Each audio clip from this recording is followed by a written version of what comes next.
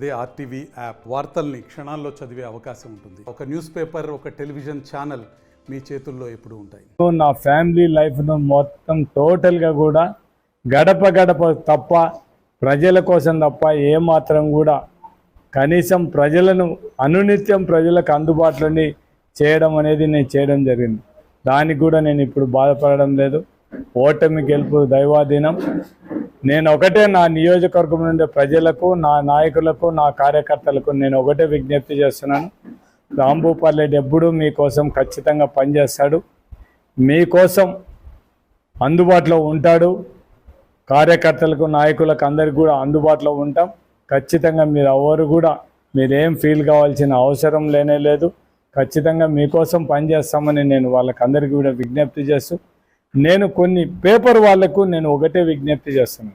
కొంతమంది ఈరోజు ఒక పేపర్లో చూడడం జరిగింది, ఒక పాణ్యం నియోజకవర్గంలోనే రాంభూపాల్ ఓడిపోయినాడా, రాష్ట్రంలో అంతా కూడా ఓడిపోయినాడు. రాసేవాళ్ళు కూడా కనీసం వైఎస్ఆర్సీపీ పార్టీకి 40% ఓట్లు వచ్చినాయి. మేము నష్టపోయినది ఎక్కడ?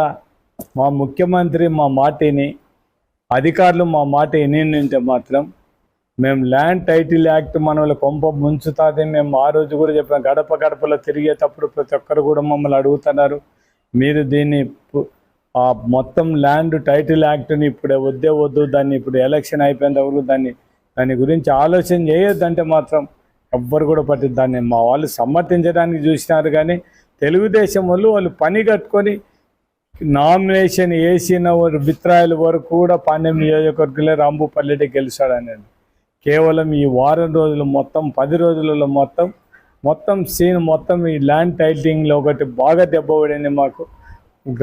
మాకు పట్టు అనుకునే గ్రామీణ ప్రాంతాల్లో ఉండే మా లీడర్ల అమ్మడి తిరిగిన రైతులు కూడా వాళ్ళ భూములు పోతాయని భయపడి వీళ్ళు చెప్పే మాటలకైతేనే ఇంకొకటైతే బుక్కుల మీద ఫోటోలు ఉన్నాయి, ఇవన్నీ మీకోసం, మీ ఫోటోలు వేసుకున్నారో అవి వెళ్ళి ఎక్కడైనా ఇవి తాకట్టు పెట్టచ్చు అని చెప్పారు. చాలా మంది లేడీస్ చెప్పడం జరుగుతుంది. ఇంట్లో ఉండేటోళ్ళు ఎవరైనా వాళ్ళకి ఎవరు ఓటేసినామంటే వైభవం మా భూములు గుంజుకోవడాన్ని భయపడి మేము తెలుగుదేశానికి ఓటేసినామని చెప్పడం జరుగుతుంది. అంటే అంత పరిస్థితి మేము మా చేతులారుగా మమ్మల్ని ఎవరు ఓడగొట్టలే.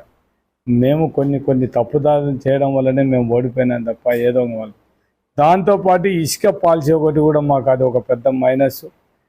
టౌన్లో ఉండే గౌండాలు కానీ వీళ్ళందరూ కూడా కూలీలు పనిచేసే వాళ్ళు కానీ వీళ్ళందరూ కూడా టోటల్గా వాళ్ళందరూ కూడా దీని ప్రాబ్లం. అది కూడా ఒక రెండోది మైనస్ పాయింట్.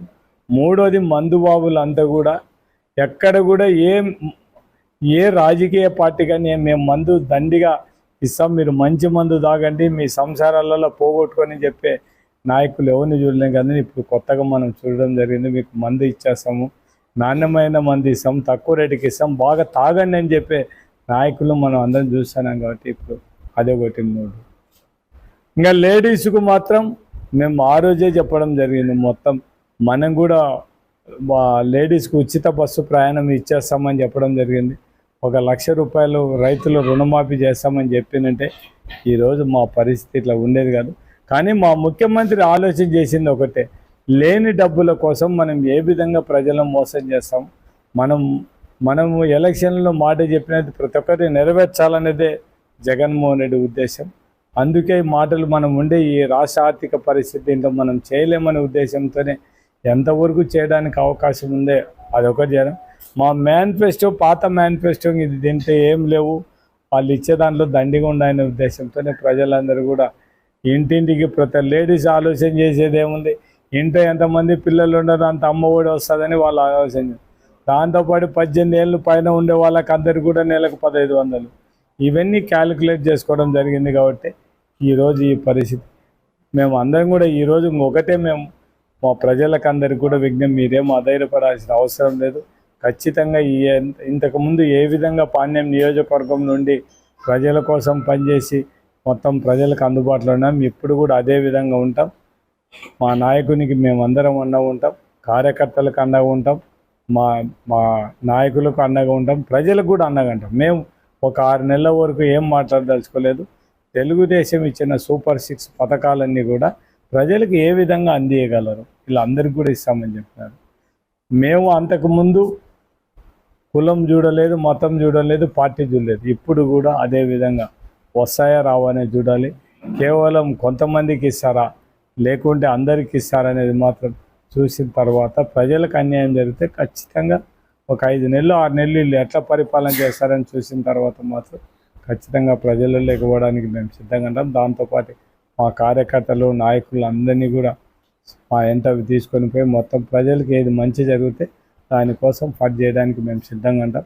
నేను గెలిచిన వాళ్ళని కూడా తెలుగుదేశం నాయకులను కోరేది ఒకటే, మేము 2019లో గెలిచినప్పుడు ఇట్లా హరాస్మెంట్ చేయలేదు, ఇళ్ళ మీదకి పోయి శిలాపలకాలు పగలగొట్టడం ఇవన్నీ ఏం చేయలేదు.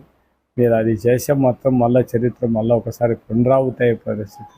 ఎవరైనా గెలిచిన మామూలుగా సహజం ఎక్కడ ఉంటే ఓడిపోయినాడు కోపం తట్టుకోలేక నాకు ఓట్లు వేయలేదని వాళ్ళ మీదకి పోయేది ఉంటుంది. కానీ ఇది రివర్స్ ట్రెండ్ చూసాను. గెలిచినోడు ఓడిపోయిన వాళ్ళ మీదకి, మామూలుగా అయితే గెలిచిన వాళ్ళు ఇళ్ళ మీదకి ఓడిపోయిన వాళ్ళు మాకు అన్యాయం జరిగింది, మాకు ఓట్లు వేయలేదని మీరు మమ్మల్ని మోసం చేసినారని పోవాల్సిన రివర్స్. వీళ్ళంతా మొత్తం మేము గెలిచినామని బలం చూపించుకోవడానికి ఇళ్ళ మీదకి పోవడం ఇది ఎంతవరకు సంబంధించి ఇది ప్రజాస్వామ్యం ఇప్పటికైనా మించిపోయేం లేదు. మీరు ప్రజలకు మంచి చేయండి, మేము కూడా సపోర్ట్ చేస్తాం తప్ప ఇటువంటి దౌర్జన్యాలు చేసి వాళ్ళని వీళ్ళని బెదిరిస్తే మాత్రం చాలా కష్టమైపోతుంది. ఇది ప్రజాస్వామ్యము. మీరు గెలిచినారు రైట్, మీరు ప్రజలకు పని చేయండి. మేము కూడా మీరు గెలిచినందుకు మిమ్మల్ని అభినందిస్తాము. మేము ఏ కారణాలతో ఓడిపోయినామో అవన్నీ దాని గురించి మాట్లాడాల్సిన అవసరం మాకు లేదు. మీరు ఒకవేళ మేమేదో మీరు చెప్పిన మాటలన్నీ ప్రజలు ఓట్లు వేసినారు అనుకునే దానికి మాకేం మంచి. మరిన్ని వీడియోస్ కోసం ఛానల్ ని సబ్స్క్రైబ్ చేయండి. లేటెస్ట్ అప్డేట్స్ కోసం వాట్సాప్ ఛానల్ ని ఫాలో చేయండి అండ్ లింక్ డిస్క్రిప్షన్ లో ఉంది. నేడు IIT JEE అడ్వాన్స్డ్ 2024 ఫలితాల్లో ఆల్ ఇండియా ఫస్ట్ ర్యాంక్ తో పాటు ఆల్ ఇండియా ఓపెన్ కేటగిరీలో 4th rank, 5th rank, 6th rank, 9th rank, 10th rank, top 10 లోపు 5 ర్యాంకులు, 100 లోపు 30 ర్యాంకులు, 1000 లోపు 202 ర్యాంకులు ఒక్క శ్రీ చైతన్యవే. ఇక IIT కి బ్రాండ్ శ్రీ చైతన్యనే.